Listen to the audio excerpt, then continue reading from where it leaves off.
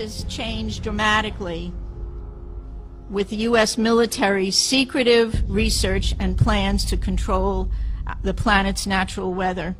This has not been given very much press, and we have to remember that we have a corporate-owned press where 85% of radio, television, and print media is owned by 5 corporations.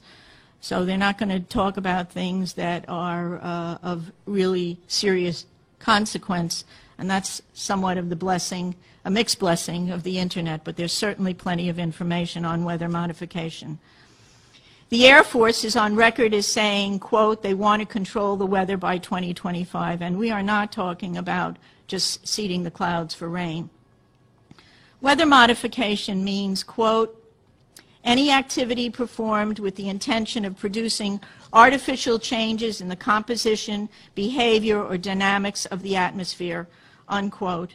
And as of April this year, there are more than 150 different weather modification programs around the world.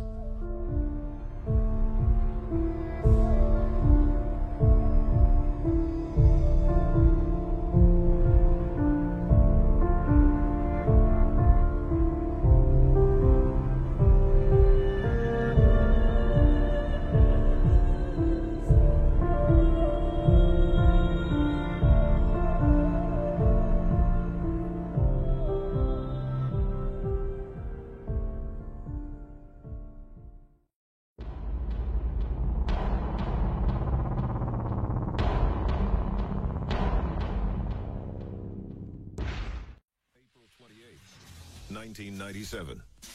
Athens, Georgia. Former U.S. Defense Secretary William Cohen makes a chilling admission. Others are engaging in an eco-type of terrorism whereby they can alter the climate, set off earthquakes, volcanoes remotely through the use of electromagnetic waves. It's real, and that's the reason why we have to intensify our efforts. William Cohen, former U.S. Defense Secretary.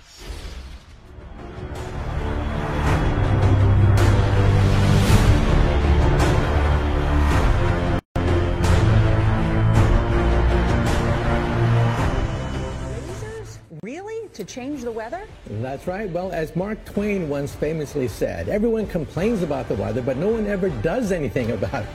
Well, instead of doing a rain dance, we physicists are firing trillion-watt lasers into the sky to actually precipitate rain clouds and actually bring down lightning bolts. This is potentially a game changer. What is this technology?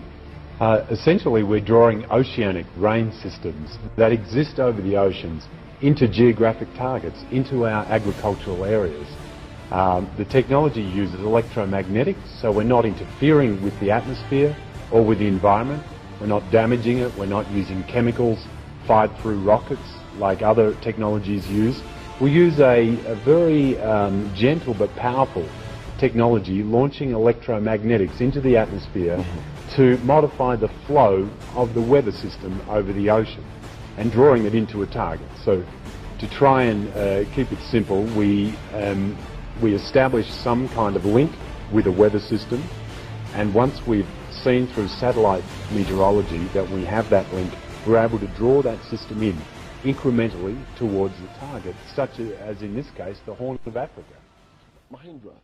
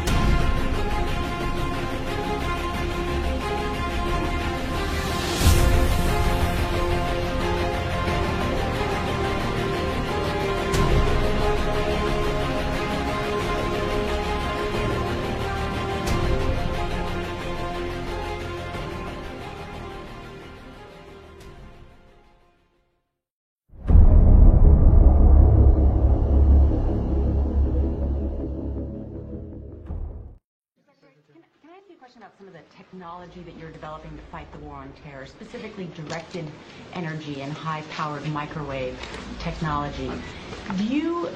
When do you envision that you can weaponize that type of technology?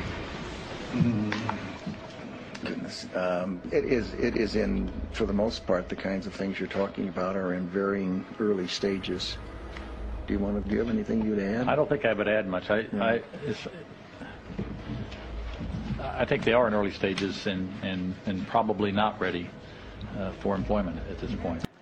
I think that's the point, and I think, we have, I think, from the beginning of this conflict, I think General Franks has been very open to looking at new things if there are new things available, and has been willing to put them into the fight even before they've been fully wrung out. And I think that's not referring to these two particular cases of directed energy or high-powered microwave, but sure. And yes. We will continue. So this is weather as a weapon. Weather as a weapon, and we're heading down that pathway. Even though in 1977 the United Nations and a whole bunch of countries signed to a concord saying we are not going to use weather as a weapon, we have used weather as a weapon, and we're still trying. And so you say we're still trying it. What sort of applications do you think we could use it in, and what do you think some of the actual weapons will be that we develop with it? Well, we could send a storm on our enemy and divert a storm away from us. We could go to a lightning cloud and tickle it. They're trying to tickle them with lasers and other technologies to make them put lightning bolts on the enemy. For example, in the first Gulf War, there's been two of them, in the first Gulf War in 1991, the weather was so bad that the Allies, with all their amazing technology, flew less than 50% of the flights they planned. So weather can really muck things up. Other things you can do is to create fog or blast a hole through the fog.